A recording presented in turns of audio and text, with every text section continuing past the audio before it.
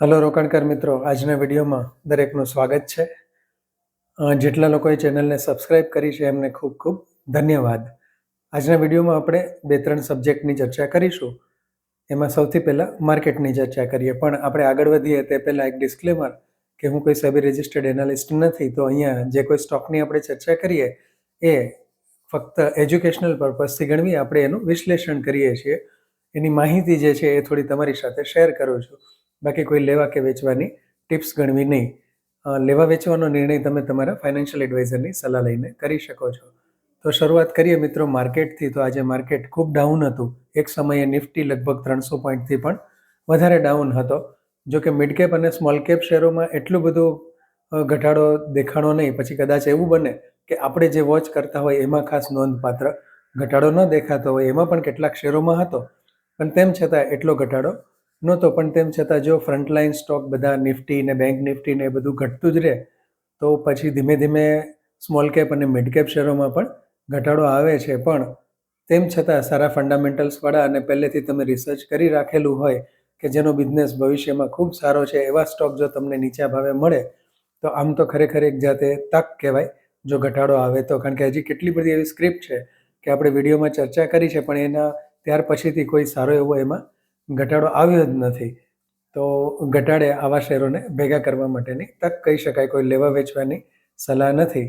અને માર્કેટ જે છે એ તો કરેક્શન થયું છે, તો કદાચ કરેક્શન વધારે પણ થોડું ચાલે, કારણ કે નિફ્ટીના લેવલ્સ જે છે એમાં એના સપોર્ટ હોય એ તૂટે તો કદાચ ત્યાંથી પણ થોડુંક કરેક્ટ થઈ શકે.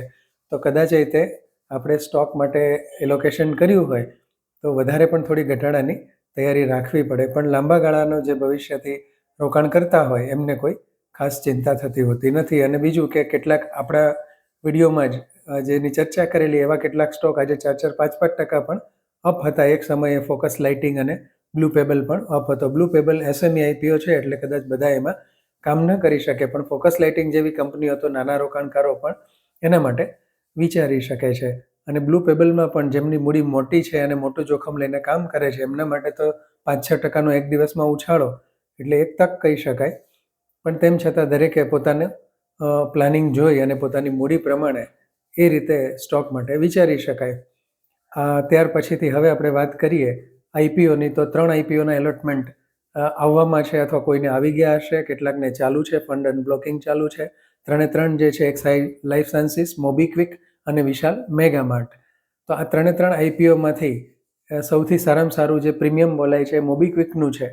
અને મોબીક્વિક નવા જમાનાનો સ્ટોક છે, તો કોઈ લોકોએ લાંબા ગાળા સુધીનો વિચાર કરતા હોય તો એ ડેફિનેટલી પોતાનો નિર્ણય પોતાની રીતે લઈ શકે છે. અને જેમને લિસ્ટિંગ ગેઇન જ જોવાનો હોય તો એમને સારો લિસ્ટિંગ ગેઇન થવાના ચાન્સીસ છે. વિશાલ મેગામાર્ટમાં ઠીક કહી શકાય એવો લિસ્ટિંગ ગેઇન મળે એમ છે.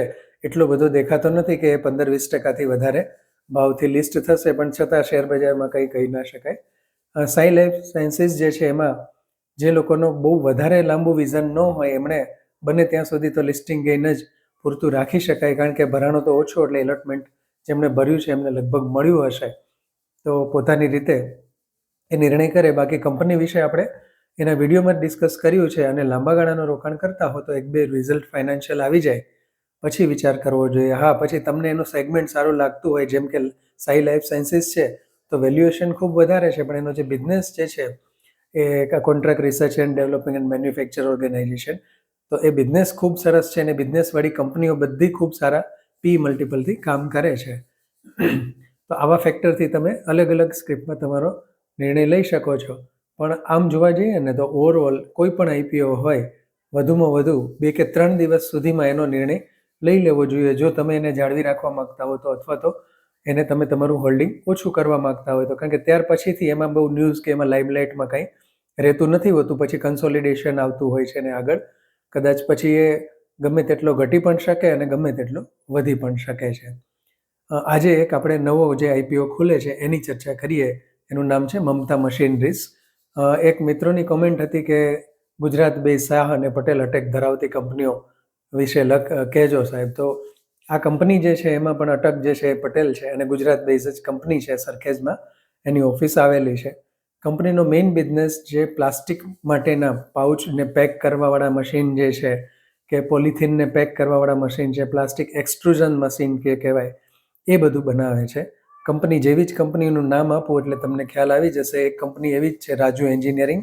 એ પણ આપણી ગુજરાતની જ રાજકોટની આજુબાજુમાં આવેલી કંપની છે. અને એક સમયે રાજુ એન્જિનિયરિંગ જે કહેવાય કે એમનું ખૂબ જ લાઇમલાઇટમાં હતો. આઈપીઓ આવ્યો હતો, ભાવ પણ ખૂબ સરસ ચાલ્યો હતો અને હજી પણ પ્રમાણમાં સારું કરે છે. મૂળભૂત રીતે માણાવદરના જે પ્રમોટર છે બીસ, એમણે શરૂ કરેલી કંપની હતી અને એના વિશેનું ઘણી બધી ડિસ્કશન થઈ હતી. હમણાં એટલો બધો લાઇમલાઇટમાં નથી રહેતો. બીજો છે વિન્ડસર કરીને છે, એ કંપની લોસ કરે છે.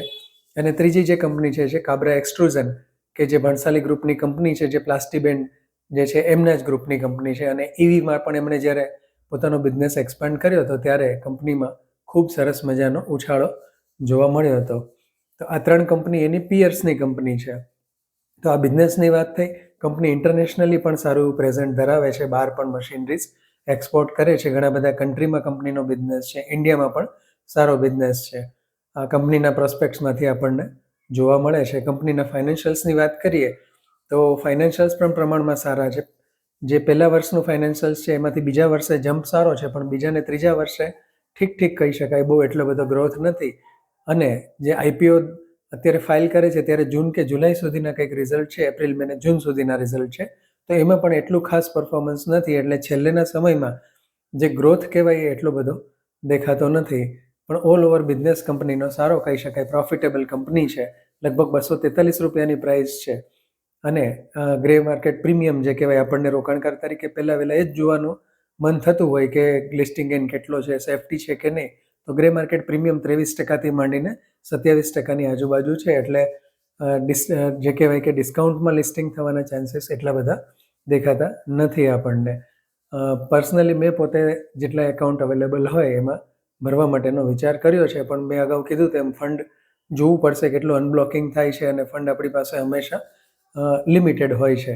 તો આ રીતે તમે પણ તમારો નિર્ણય બતાવશો કે તમે એપ્લાય કઈ રીતે કરવાના છો.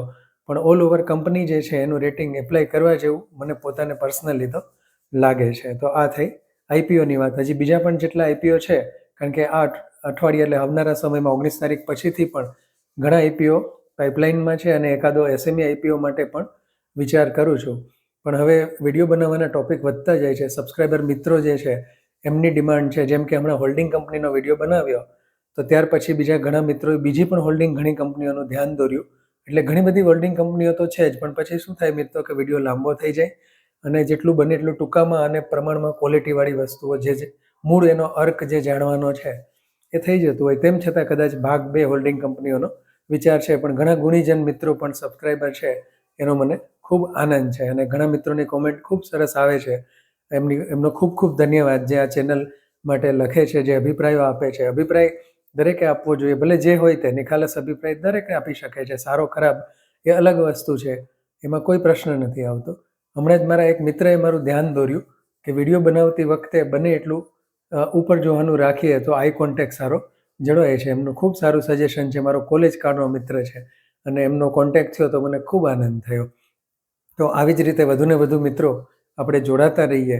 આ વિડીયો જે છે દરેકને શેર કરો, સબસ્ક્રાઈબ કરો અને વધુને વધુ મિત્રોને જોડો અને લાઈક કરજો મિત્રો. દરેકનો ખૂબ ધન્યવાદ. જય હિન્દ.